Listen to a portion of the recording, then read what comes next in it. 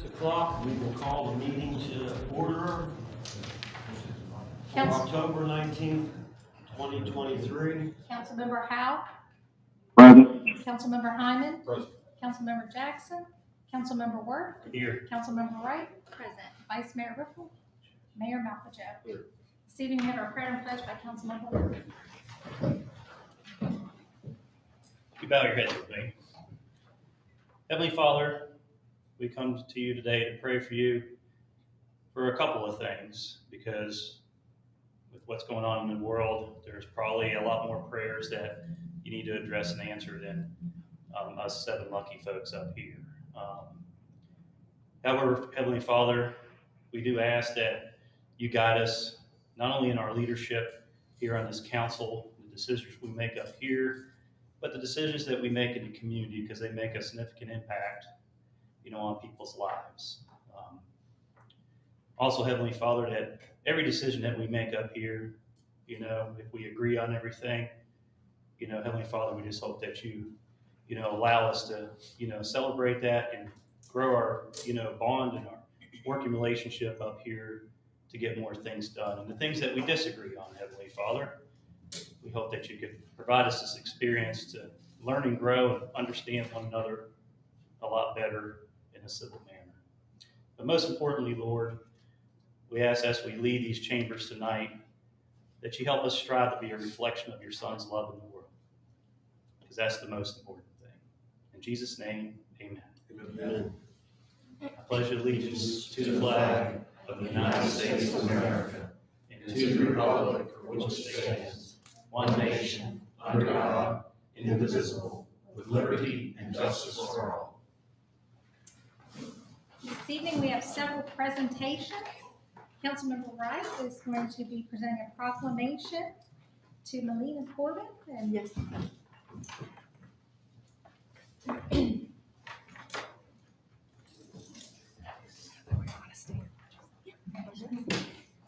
A proclamation, whereas domestic violence is a serious crime and an epidemic affecting individuals in every community, regardless of age, economic status, sexual orientation, gender, race, religion, or nationality.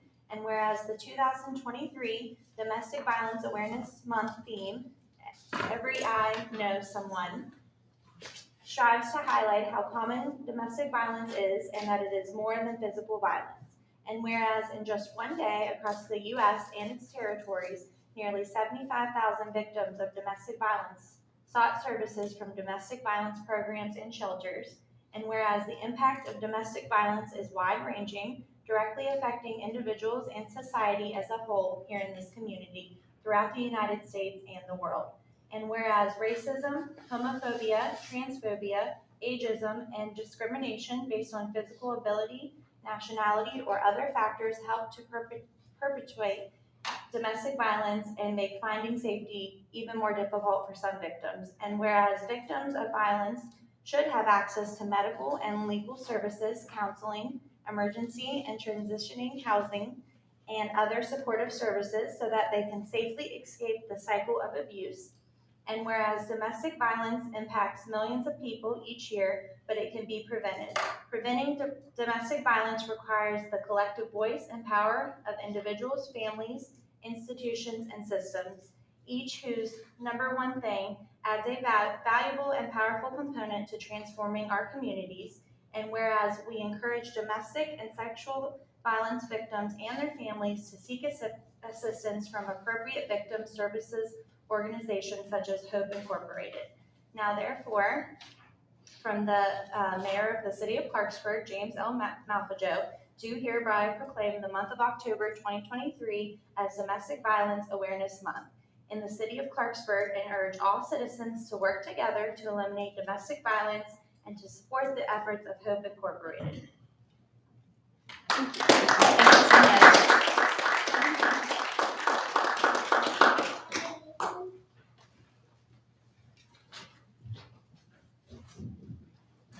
Okay, with Lillian Taylor and the Little Family Boosters come forward. Our mayor has a presentation.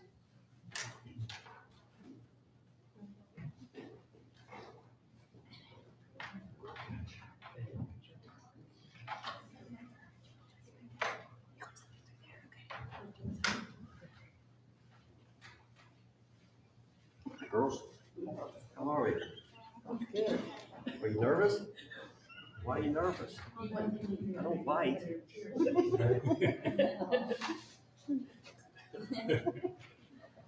This is for the Royal Family Boosters, Miss Lillian Taylor. Miss Taylor, we are in receipt of an extracurricular grant program application and pleased to announce that your application has been approved for the maximum amount of $500 as the policy requirement has been met. And enclosed herein, I'd like to present to you a check of $500 for the Royal Family Boosters. We wish your organization much success in your endeavors and congratulate you on this award. Congratulations. Thank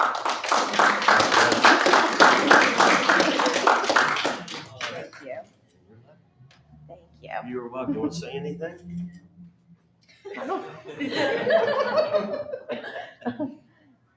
Thank you. We do appreciate this. This will Okay. help Okay. a lot of our girls. Glad we could help. Thank you. I'm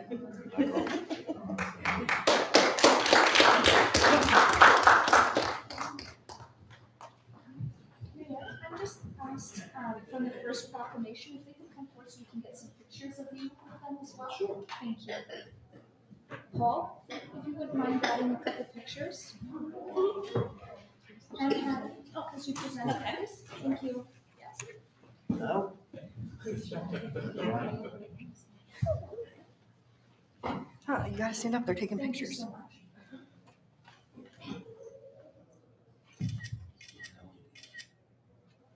Thank you. Thank you so much.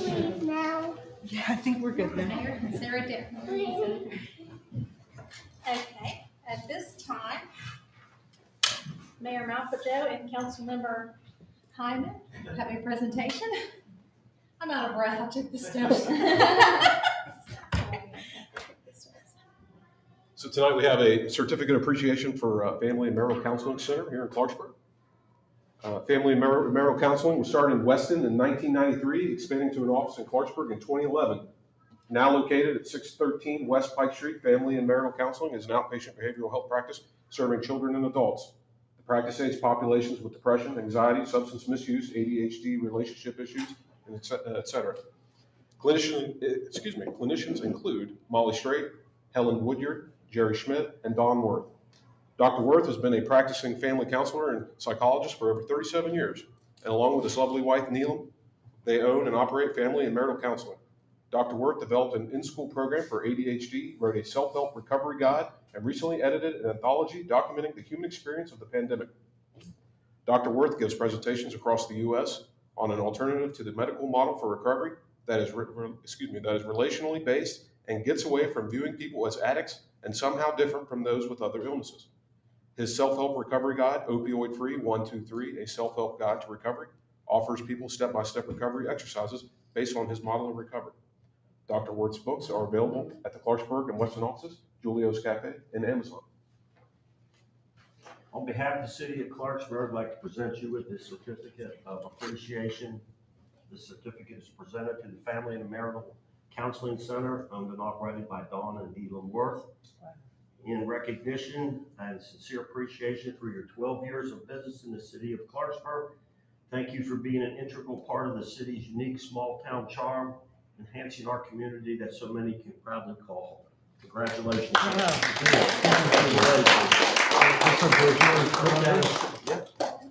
have this for you as well. I feel so welcome in this city. Really, we really feel welcome in this city. And it's been real helpful. Thank you. Congratulations. And just welcome, we just feel that being a part of this, it makes us a part of a really important and friendly family. So thank you for being a part of our family. Thank you. Thank you. Thank you for the recognition and notice, and thank you. You got a photo?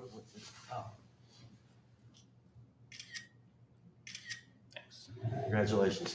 Appreciate the recognition. Thank you. You're welcome, sir. Thank you.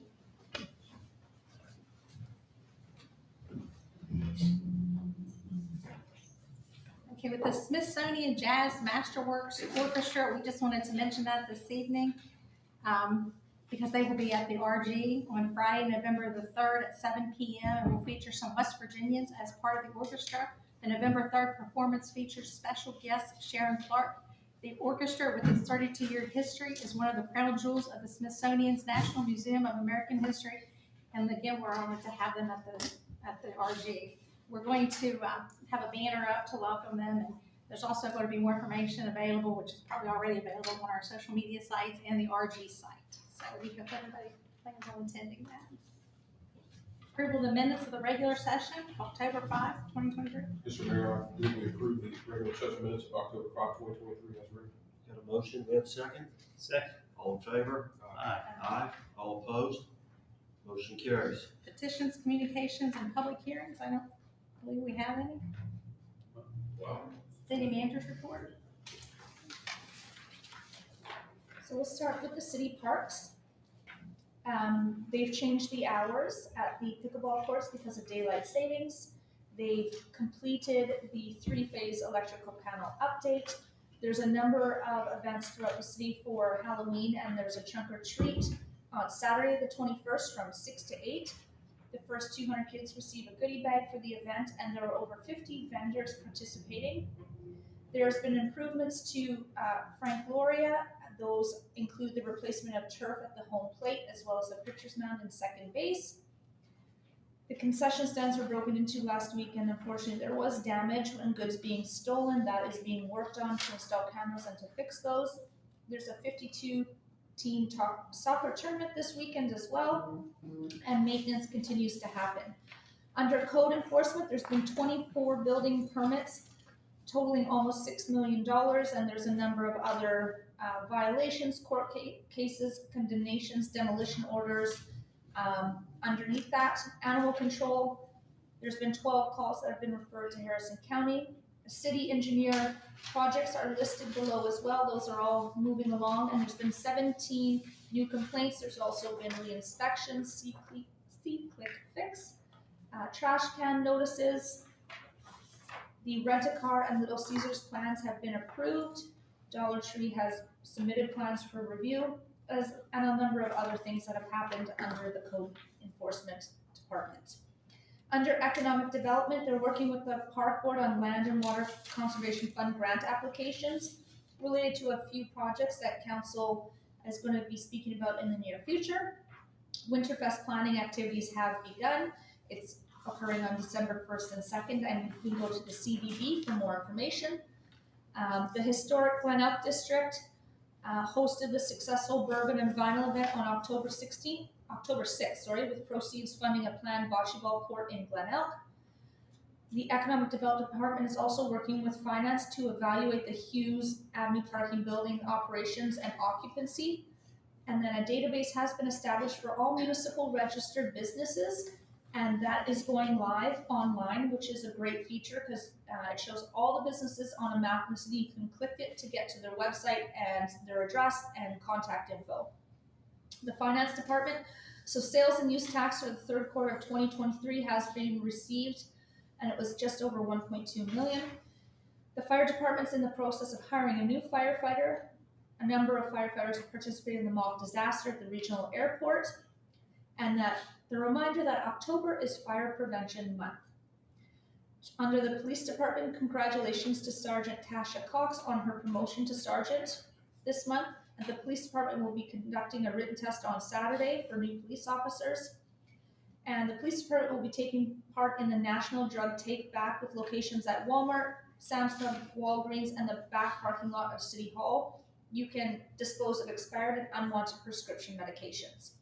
Public Works, again, every month, they're very busy. They've replaced sewer lines, sanitary laterals, they've removed tree stumps, they've repaired sinkholes, they've replaced lids, they've responded to sewer calls, they've sold 21,000 pounds of compost, and they've processed over 64,000 pounds of yard waste.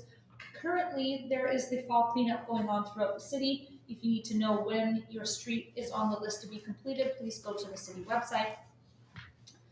The Robinson Grant received a grant of $35,000 from the Benedum Foundation to promote and implement the Board and Red concert series.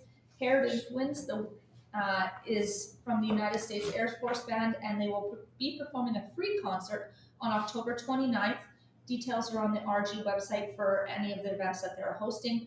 And for the waste and water treatment plant, Reminder to the public to please not flush baby wipes or flushable wipes down the drains. They do not dissolve and can cause blockages in the sewer line as well as damage to the pumps. Unfinished business. Consideration of second final reading and public hearing of an ordinance of the city of Clarksburg, West Virginia, amending and reenacting section 933.02 B, C, D, and E, and F of the Code of the City of Clarksburg relating to the imposition of rates for the use of the services rendered by the sewage system and establishing standards for use of such system and the computation of such rates for non-residents of the City of Clarksburg. Notices regarding the public hearing appeared in the Express Telegram on October 10th and October 17th. We will now open the public hearing. Anyone wishing to speak for or against may do so. We will close the public hearing. So moved. Second. We have a motion and a second. All in favor? Aye. Those opposed? New business, consideration of a resolution of the City of Clarksburg, West Virginia to enter into lease agreement with Leaf Capital Funding LLC for lease of photocopiers. So moved. Second. We have a motion and a second. All in favor? Aye. Aye. All opposed? Motion carries. Consideration of a resolution of the City of Clarksburg, West Virginia to enter into a scheduled maintenance and repair agreement with Casto Technical Services. So moved. Second. We have a motion and a second. All in favor? Aye. All opposed? Motion carries. Do you want me to go ahead and do these first before the presentation? Since Martin's on the line. Yeah. Okay, we're just going to deviate from the agenda just so, because Mr. Howell's on the line there. We're going to go to D, consideration of appointment to the Harrison-Clarksburg Board of Health. Mr. Mayor. I move we appoint Kelly Donovan to this position. Second. We have a motion and a second. All in favor? Aye.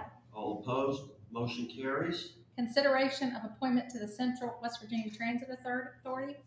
Mr. Mayor, I move we appoint Tracy Smith Brady to the Central West Virginia Transit Authority. Second. We have a motion and a second. All in favor? Aye. Aye. All opposed? Motion carries. Consideration of appointment to the Urban Renewal Authority. Mr. Mayor, I move we table this item for future. Second.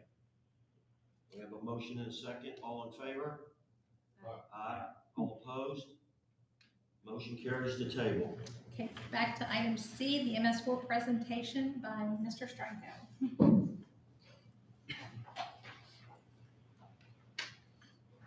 Good evening, Mr. Mayor, Council.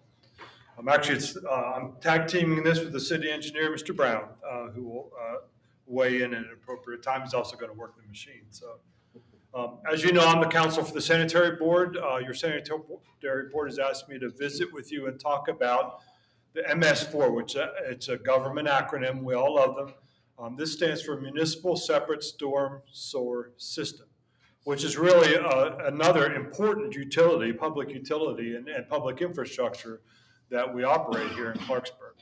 What the sanitary board would like to do is call your attention to some options and some approaches in other parts of the state to be able to fund both operations and maintenance and capital improvements, both of which are, as you know, so important in the storm sewer system. One of the challenges of local government is not being embroiled in bigger national and international issues. We'll talk about the weather challenges only in the sense of the trends that we're seeing. We can't ignore what's going on here for whatever cause. Key concepts, we'll talk about our current permit to operate the storm sewer system. Tom will talk about what's going on out in the street right now at that point, and then I'll come back and talk about West Virginia law. And then we've looked at a couple of cities in the state that have storm sewer utilities, and the city manager asked us to look for similar situated populations. We think Beckley's the closest match to us, and Morgantown's the first MS4 utility, so we'll talk about that. Tom will join you again and talk about what we think an MS4 budget should look like here in Clarksburg, and then we'll finish with the city manager's comments. Next slide, please. We know 10 minutes on Weather Channel on any given day, you'll have to agree. More rain, more intense rain. That's what we're seeing. And it's real, the hydrologic cycle has been changed. Okay, rising temperatures particularly in the ocean, cause increased water evaporation. That warm air also holds more water vapor, so there's more water available for storms. And that's why we see the intensity and the number of storms that have come through here. Since 2001, 5 of the top 10 wettest years of record, these records go back 2 centuries. 5 of the 10 top wettest years have been since 2001. The average, and these numbers from NOAA, National Oceanographic and Atmospheric Administration, and they're out of this area. So these are not national numbers. These are from the Elkins weather station. Between 1991 and 2020, as you can see, average precipitation increased by 118.6%. 6.6 days a year with at least 1.27 inches of rain. Quite simply, we have a storm source system that's designed for a different weather pattern than we're experiencing here in 2023. And going forward, we believe that this can only be more challenging to our infrastructure. Next slide, please.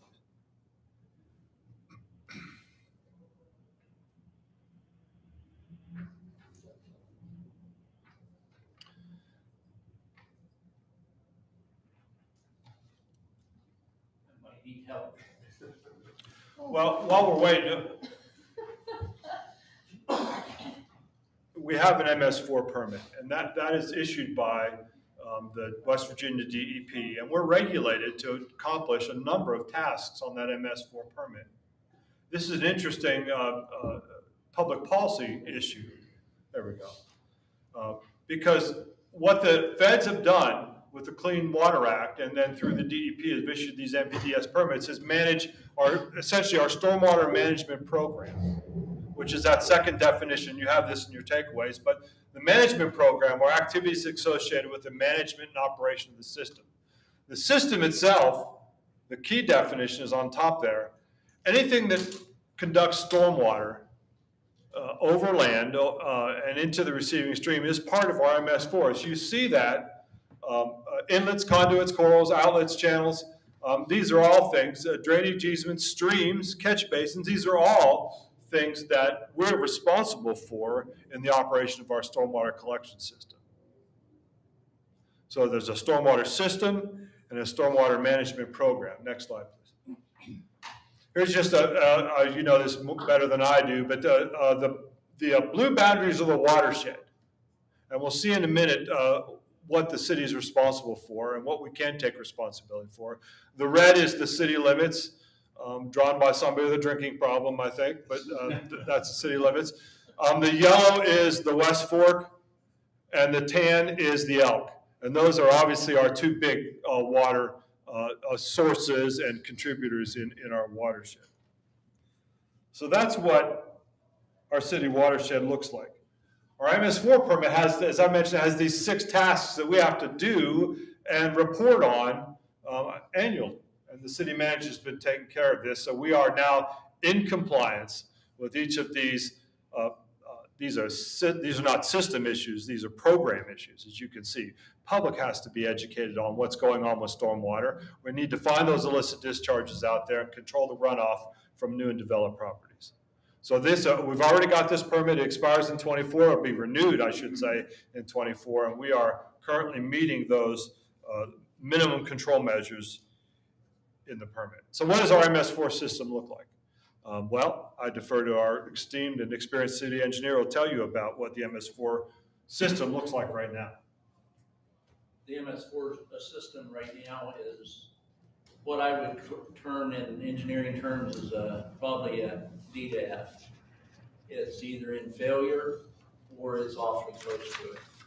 We find terracotta pipes all the time that are cracked and or have failed. We have at least 2 and probably 3 different dips in the road right now where the sewer and or storm drain is failing, and we're going to have to fix the area down at Chestnut and Main Street. We have another area down on E.B. Saunders that needs to be fixed right now, and Johnny just fixed another one over in Northview.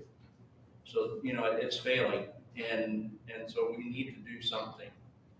And I had some pictures that I could show you where we've taken It's terracotta pipe that's cracked and or broken, and where the pipes have split and are differential set, what I call differential settlement, they both settle differently. So it creates a place that is going to fail. And so these are things that are real, and most of the pipes that we have in the city of Clarksburg are terracotta. And so we need to do something to help them. Otherwise, we're going to continue to have failures, and at some point, somebody's going to run into a hole that, when I was at Bridgeport, or actually just before I went to Bridgeport, there was a place that it had failed underneath the road where you could park a Volkswagen. And somebody actually just went across it and it dropped out under after they crossed it instead of when they went into it. So these things happen. So the upshot is our stormwater management program, which is permitted under this permit, we're meeting those requirements. The stormwater system, as you've just heard, is lacking. It's lacking for the demands on it today, let alone the demands that we see coming in the future. The best solution is to keep all the stormwater out of the pipes and recharge the groundwater. But we know, because we have so much impervious surface, that we've got to collect and transport that water away from property, away from public danger, into the stream, and into the stream in a condition that it doesn't foul the watershed. So that's what we're talking about. The stormwater system right now has Band-Aids on it. My compliments to Mr. Workman and his colleagues. They've kept things flowing, but it's just not to standard. You heard Tom's D or F. Next slide, please. So what does West Virginia law allow you to do? Well, first of all, you have the authority to operate the system, and obviously we're already doing that. And that includes all these facilities. The interesting thing on this slide I wanted to point out to you is we're talking about watershed protection, watershed management here in a really geographic sense. You could go outside the municipal boundaries under that 2C there. You can go within outside 20 miles, as long as that water is draining into the city. Well, Tom and I talked to the city manager about that. You can take this 20 miles because we're all part, you can satellite out to make it a much bigger watershed. And I think our opinion, the administration's opinion at this point is let's focus on the city limits, which is where we have the impervious surface, most of the impervious surface, and where we're permitted.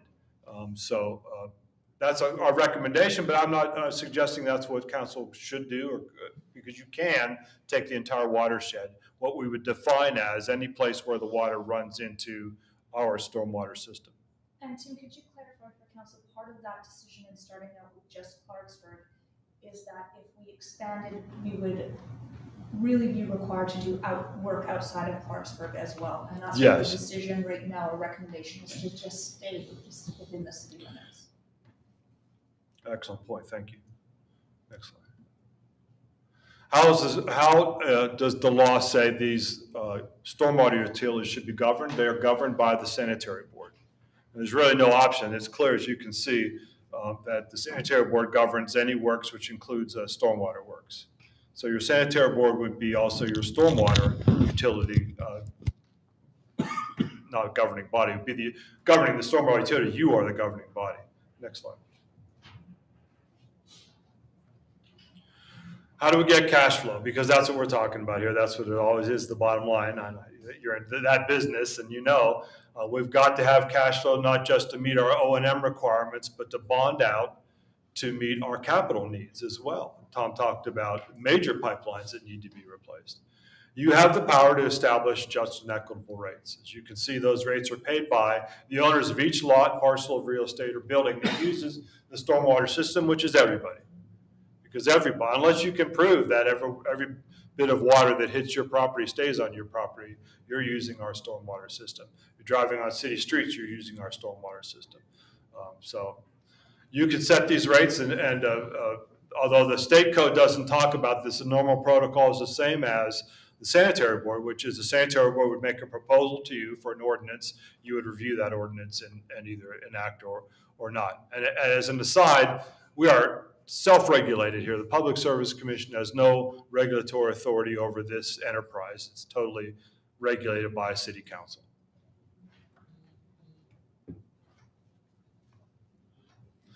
How do we discipline the rates? This is a real problem. As you know, you can put a stormwater rate on, but if you can't shut the stormwater service off, what the state legislature has done is said if the stormwater fees are not paid, you can shut the water service off, which of course also shuts the sewer service off as well.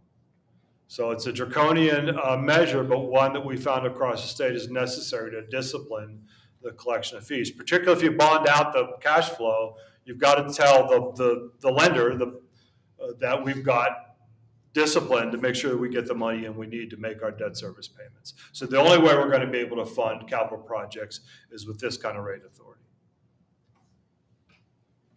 Now, my friend Drew Eddy started calling this a rain tax, which, by the way, I'm not bragging, I'm telling you, I'm very familiar with this subject matter. I wrote the state law on this and lobbied it into existence way back when I was a young man. And I've started stormwater utilities all over the state, including Morgantown and Beckley. It's not a tax, it's a fee for service. And this has been litigated in the Supreme Court a number of times. This is settled law that a tax is revenue, that you collect revenue apart from any service. A fee for services, we're actually providing, as you'll see, expensive public infrastructure service to our residents and to our businesses. Therefore, this is a fee to service on users paying an equitable share of the demand on the system. So Tiffany asked us to look at other communities in West Virginia and to find similar. Obviously, Morgantown's a lot bigger than Clarksburg, but you can see the MHI is about the same. But Beckley's about the same size and around the same municipal budget.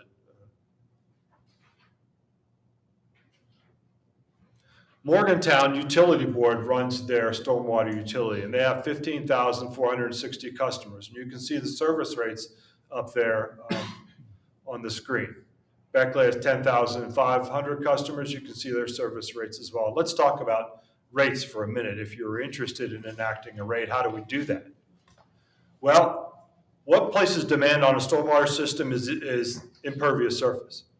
So the way we calculate the demand, the use of our infrastructure is how much impervious surface do you have on your property. So in a perfect world, we'd go measure every property in the city, how much impervious surface, and what would be the rate per square foot of impervious surface. Well, as you might imagine, that is a big task. So what the cities in West Virginia have done is set a standard rate for residential properties based on some, let's say 3,000 square feet, whatever the impervious surface number that the sanitary board would come up with. So these residential rates are standard flat rates, monthly rates for the residential properties. For non-residential, you actually do go out and measure. And you can imagine for some of our businesses that have large parking lots, this could be a significant issue with them. So it's important to get careful measurements. What these utilities have done in stand-up is set a nominal rate for non-residential starting out, in part to fund the measurements that have to be done, but then eventually settle on these rates, as you can see Morgantown and Beckley have. Morgantown, $2.23 million a year in stormwater fee revenues. Beckley about the same. You can see the capital expenditures there in Morgantown. Beckley's is a little odd. I talked to the general manager, who, by the way, offers whatever assistance you might care to ask for. They were getting ready for a $5 million capital project, which is why their numbers are a lot more revenue than expenditures, but they're holding back, getting ready to do a big project. So you can see these are enterprises. The Morgantown Stormwater Enterprise is maybe 10 years old, and Beckley about the same, maybe 8 years old in Beckley. Successful public infrastructure enterprises. And there are others around the state. I'll now defer to Tom. Tiffany asked Tom to do an estimated budget. This is what we think MS4 budget should be. Well, this is what I feel like, or what I've put together as a beginning point. I think that there's more needs in this, but I think this would be a starting point to do that. I think we need to do some inspection and mapping, and there will be some cleaning associated with that. We don't have good mapping of our system. We have some of the inlets that are probably 60% of the inlets are mapped, the rest are not. And so we need to start with that. And then there's some manholes that need to be replaced, pipeline replacement. We've had great success here recently with lining pipes, and it's less expensive. You get more done rather than tearing up the streets and having to fix utilities in the streets. And then I put together some costs for that. And then in addition to that, you have some administrative costs, and I figured about $40,000, and these are just off the wall numbers to agree. For the engineer, $25,000 for the code director because he'll be involved with that in the MS4 program, $40,000 for an MS4 technician, finance $50,000. And then public works superintendent would be just part of his salary, $20,000. I would put in a new work crew that we would have strictly, like we have a sanitary sewer work crews, we'd have a stormwater work crew. And that way we could do a good portion of the work ourselves. And then so the capital and O&M would be $1 million, administrative would be about $155,000, and public works about $300,000. And those may fluctuate a little bit. The first year, what I would envision is that, and I talked to Kim somewhat on this, is we'd be having revenues coming in, and so for the first 6 months, we could start doing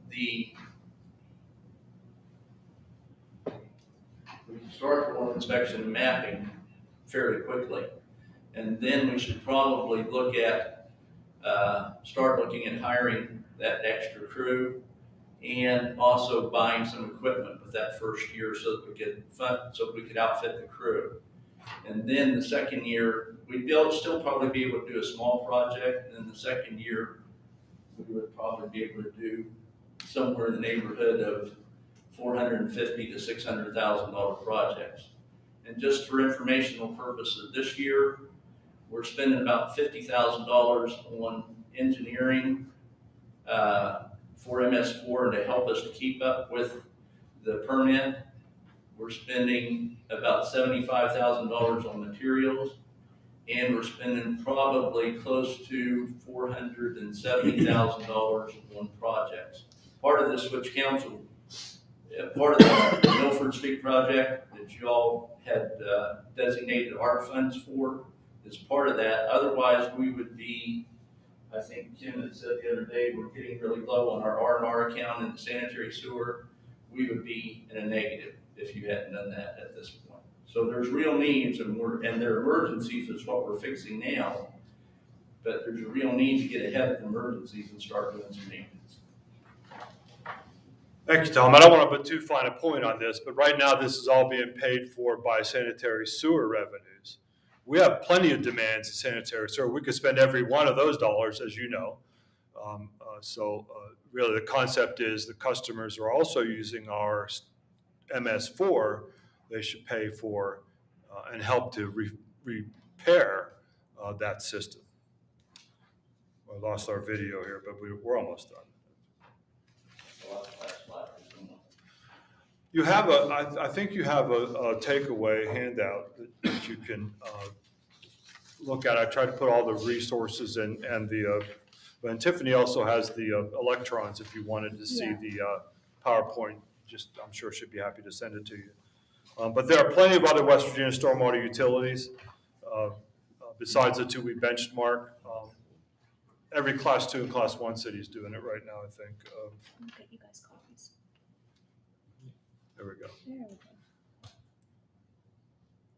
Those are some of the other stormwater utilities that have a fee for service. Of course, every municipality's got an MS4, and every municipality is struggling with these changing weather patterns and demands on aging infrastructure.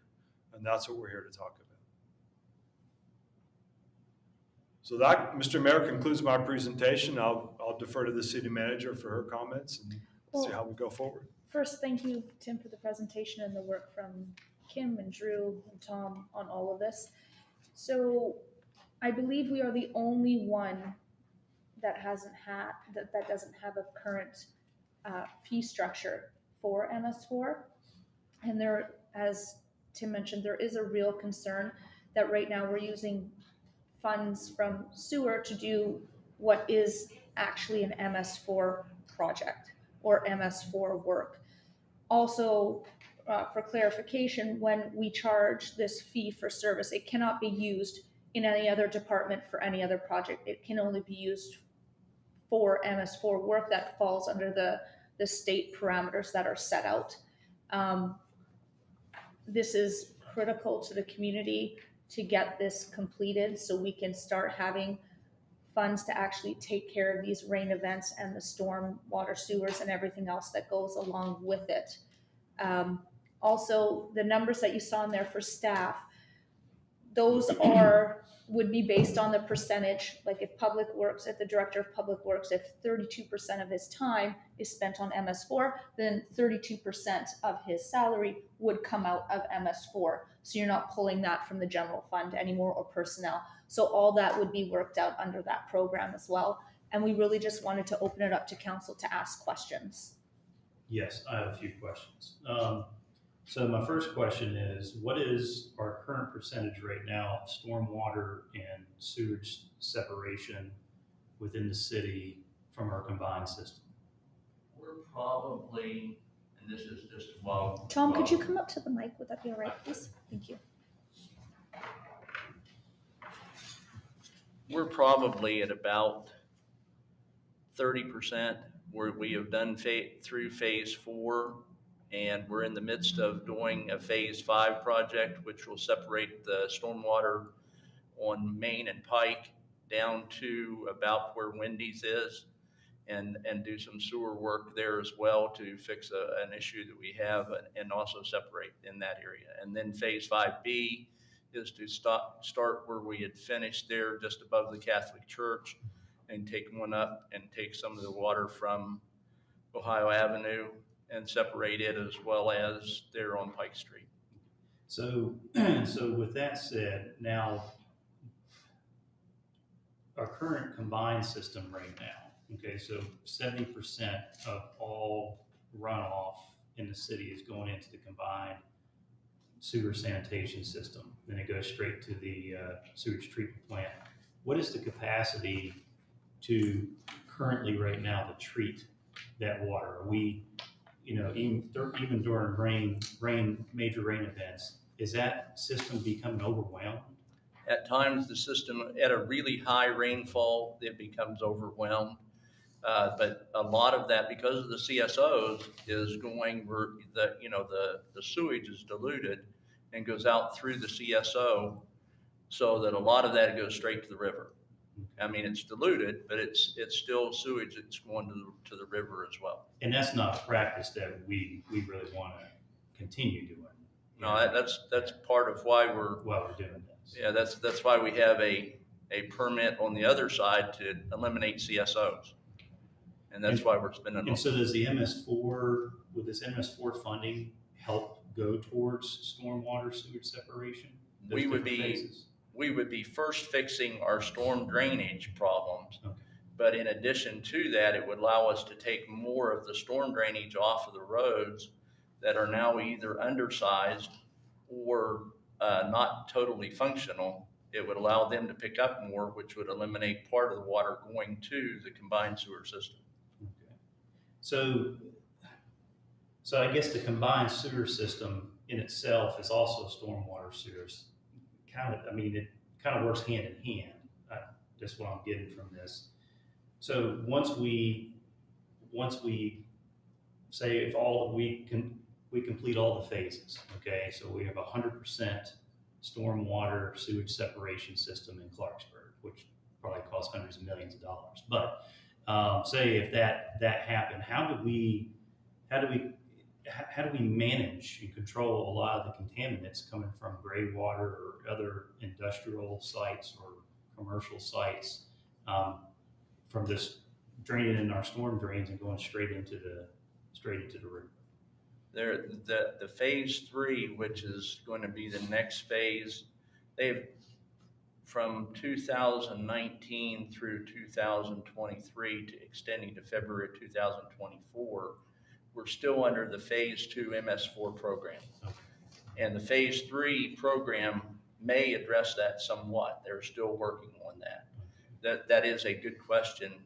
Councilman Worth, and there's not a good answer for that. I've heard everything from more infiltration, which Tim had mentioned, to potentially putting some type of a separation or a cleansing device on the outfalls, to building the treatment plants larger so that they can take all the water and treat all the water at the treatment plant. I mean, there are different things that there are being considered for that. And I just have one more question because I want other council members to be able to ask too. Now, I remember before, about a year ago, we discussed about our main trunk line, and how that requires, is going to require a lot of maintenance. And from what I gather is that main trunk line pretty much takes all the stormwater sewage that's not separated yet into that. And I guess maybe over time it might build some sediment to where it only takes, a little bit of rain to overwhelm that. Would that be, is that going to be just a sanitary board issue, or is that going to be part of an MS4 project too, to maintain those? The project at this point is that you're discussing is we have one section that goes from just above the bridges there up, or I guess going south along 19, that is flat or relatively flat. It's like at a 0.3% grade. It's just almost flat. And that area in there builds up a lot of sediment particularly whenever we get something backing up from the river, or where the river's higher than what our outfalls are, there's sediment that backs up in there. Part of our Phase 5A program that's coming up in our next section of the separation is to fix that section so we get a little bit higher gradient and take it into a different place and connect it into the system at a lower elevation where we'll get a less sediment in that area. And that's the biggest one. But throughout the system, and we proposed this in our budget for sanitary sewer as well as what we're doing here, we need to do inspections. We have not been doing any inspections over the years unless it was an emergency. And we need to be getting ahead of this and doing maintenance instead, or preventive maintenance instead of emergency. I agree. And all I have. Councilmember Worth, too, you had talked about the sanitary committee. Under the legislation, and Tim, if I'm not saying this right, correct me, the MS4 is going to be run through the sanitary board, and to fulfill the requirements, there will be questions, comments, and whatever that petitions, communications, and public hearings. There will be that section in that committee going forward, and that MS4 is run underneath the sanitary board committee. So then we're in compliance with that part of the legislation, and that will be starting the next sanitary board meeting. So that's what I was going to ask. So obviously there's been talk about having a committee or a council that will manage the Stormwater Advisory Board Council. Some members of the public have came here and demanded it in the last several months. And that will fulfill that requirement, Okay. yeah. That's what I was going to ask. And I guess, what we could assume is probably some type of rate increase of $7 to $8 Per month. per month. For residential properties. For commercial properties or anything outside of residential, it will be an impervious surface calculation, and we are currently working on that. I wanted to have this presentation to council because that's going to take a little bit more work, and I wanted to make council aware that this is going to be coming forward. Yeah. As somebody who grew up in the Eastern Panhandle and still have lots of friends there, I'm very familiar with the Berkeley County rainwater tax and how inflammatory that was and how people were up in arms about it. And you can slice it any way you want, but when you go to tell people, well, you're going to be charged for the amount of rain that falls on your property, it's not very pleasant. I understand that it's a service, and you're being charged for a service to treat that water and move that water away from the sewer. But at the end of the day, people just don't understand. It's an increase in fees, right? I get it. I mean, I'm well aware of it, but that's why I'm agreeing. Like, people are going to look at it as even if it's not intended to be a tax, that's what they're going to look at it as. I'm well aware. Yeah. Thankfully, they got your number. Thanks. That's all I got. Anything else? Yeah, so any of the excess revenue per year, that would just be held back for capital projects essentially? What we would probably do, and then what Beckley is doing now, from what I understand that Mr. Stranko has said, is that Beckley is doing similar to what we had done in Bridgeport, which is we would try to escrow funds. We had excess funds in the sanitary at times. We were escrowing that so we had a larger project, so we didn't have to go borrow money. And that saved us on dollars in the future. Yeah, and we will not, if there's money remaining at the end of the year, we will not roll it over into any other budget line. The fee is for MS4, it will stay, even if it's not a multi-million dollar project, even if we have a number of smaller projects, that money is earmarked for the next year for those projects. Essentially, this is an enterprise fund, which means that is all it can be used for. It's like the water fund, it's like the sewer fund should be, is that the monies we get for sewage, the money the water board gets for water, those are enterprise funds, and this would be an enterprise fund. The dollars would be separate. Johnny would have codes that he would put the different people and or equipment charges to that fund or to whichever fund he's in. That would be part of that Kim's folks would have to set up and do. Tom, Kim, when did our sanitary fund, when did it become unsustainable to what our demands? I mean, can you point to a time where it's like, we just can't cover this anymore with the money we're taking in to get the improvements we want? Because it seems like it's been neglected for some time. And now we have to raise $1.5 million through a fee. Been here, I started in 2016, and we just have so many more projects, so many sewer lines breaking down, and so that's really what's done at all the large projects. And are those mainly because of the regulations that are brought forth by the DEP, and it's not so much what we're doing, it's just people come to us and say, hey, you gotta fix that? Well, part of it is that for the CSO, we are under a permit that to try to get to 85, what you'd said 100% capture, is that we're under a permit to get to over 20 years and possibly extended a 85% capture of all of the sewage that's going in the different streams or rivers that we have. That's part of the permit. And that we've been working toward that with those separation projects that we've been doing. But what we're really seeing is failures. We have had, I would guess, 2 to 3 catastrophic, what I would call semi-catastrophic or catastrophic failures a year for the last several years, for probably 4 of the 6 years that I've been here. And we just see that happening more and more.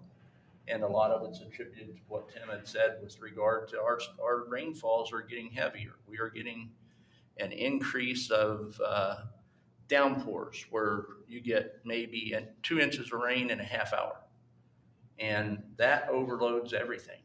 And so that's part of the problem. And I think combine that with a lot of this infrastructure was put in around the same time, and it's reaching all at the same time the end of its useful life. Nothing lasts forever, and I think that's why we're having the failures. It's just old. Right, and to add to that, this fee probably should have been implemented a really long time ago, unfortunately, and it didn't happen for whatever reason, probably because of what you alluded to with the public. And now it's gotten to the point where we simply cannot move forward without completing this, and we want to be compliant with legislation, of course. And one of the things that's happening also, post-COVID, is we're seeing materials that are increasing dramatically. During COVID, we really went up to where you couldn't even get materials. And now we're seeing that post-COVID, those prices are staying up and staying, excessive. I think a 6-inch pipe now costs us, if I remember right, somewhere around $6 a foot, where 5 years ago it was $2 a foot. And so, everything is getting more expensive. Stone is more expensive, concrete's more expensive, and we, our rates just, even though we did do a rate increase in the sewer, it's being eat up in extra costs. Any other questions? Mr. Brown, thank you.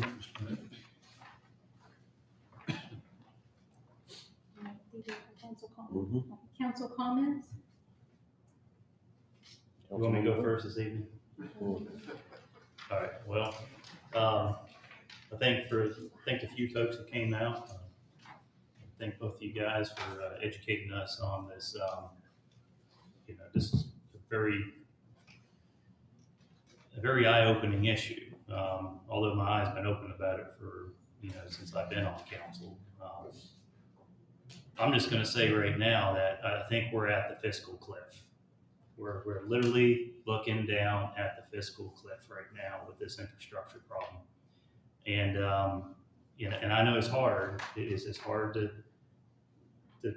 look someone in the eye and say, look, if there's 2 inches of rain and a sinkhole happens, we can't fix it unless rates increase,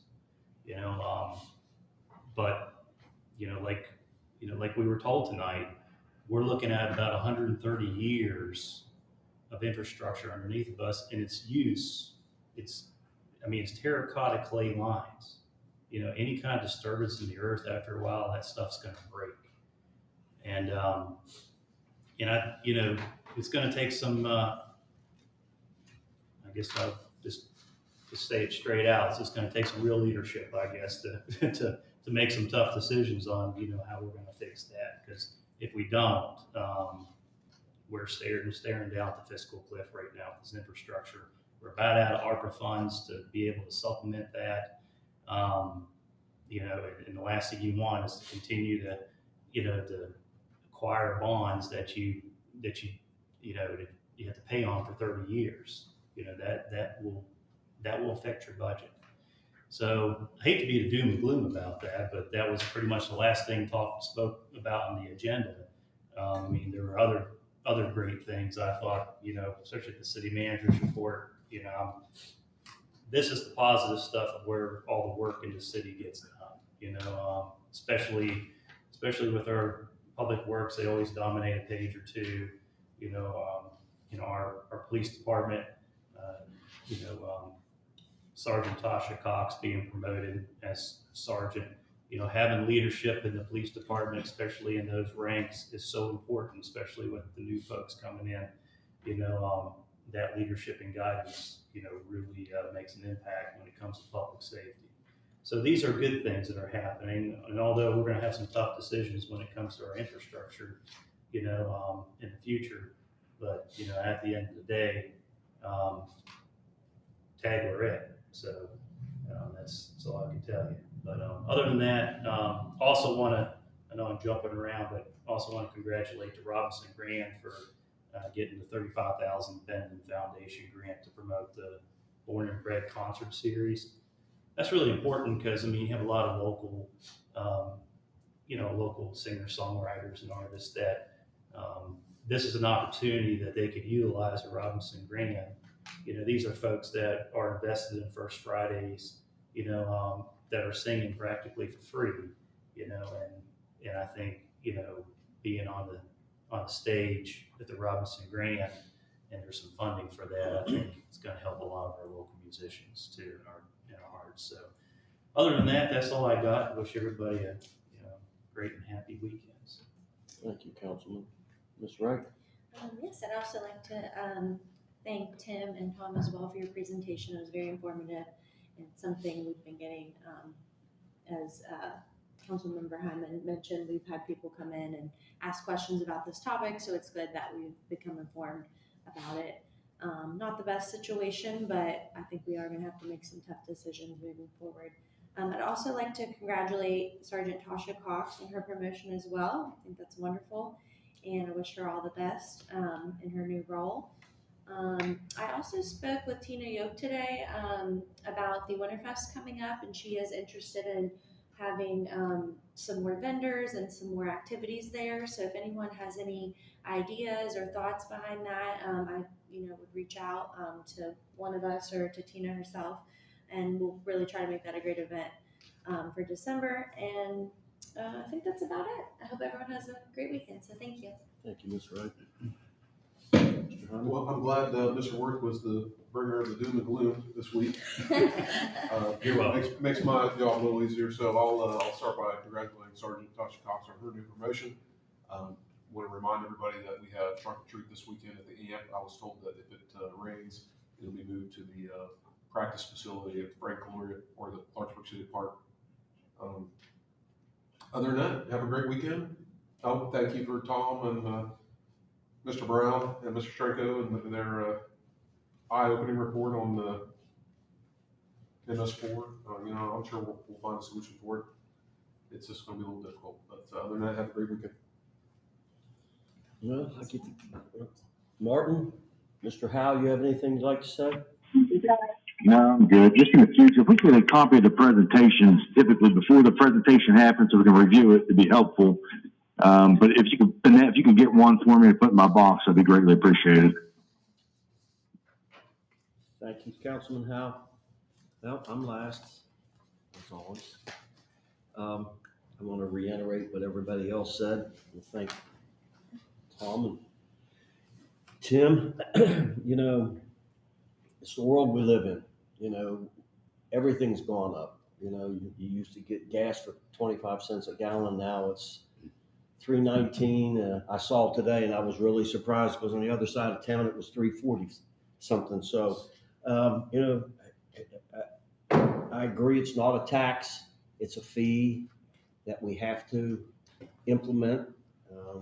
We don't like it, but our infrastructure is old, and unless we implement this fee, we're going to be in dire straits. So, it's nothing that we really want to do, but it's a have to. So, on the good side, from the West Virginia Department of Highways, Transportation, they have agreed with installing sign for the historic district. For Clarksburg District, they will provide signs directing motorists to Clarksburg Visitors Bureau, and we will install Clarksburg Historic District sign panels on the blue attraction boards on I-79 and US 50 interchange. That's one good news. Other good news from the Harrison County Sheriff and Treasurer, we got our Clarksburg TIF District check for $37,248.17. We've also been given $2,000 by the FOP Mountaineer Lodge 78 to buy candy for the trunk or treat, which is nice. And we also are pleased to present the enclosed check of $350 to the 2023 Spooky Tales event at the Harrison County Recreational Complex on October 28th. And in conclusion, if you see something, say something. I'm happy to say that the signs will start going up Monday in the neighborhoods. So, we had a little incident the other night in town that, somebody called somebody and I got the text message, but the person didn't dial 911. They just passed it along the line. But gratefully, there was a camera on the situation, and those 3 individuals were arrested. And with that, Discussion of pending litigation. Pursuant to Chapter 6, Article 9A, Section 412 of the West Virginia Code, I move that council adjourn into executive session to discuss pending litigation matters and the following persons be present: Mayor, members of the City Council, City Manager, the City Clerk, and the City Attorney. Need you, Marshall. Yes. we have a motion and a second. All in favor? Aye. All opposed? We're going into executive session. Thank you, Mr. Howe. Do you want me to call you back when we're back there? Just briefly call me and I'll probably get off the phone, but yes. Do you want Tiffany just to provide?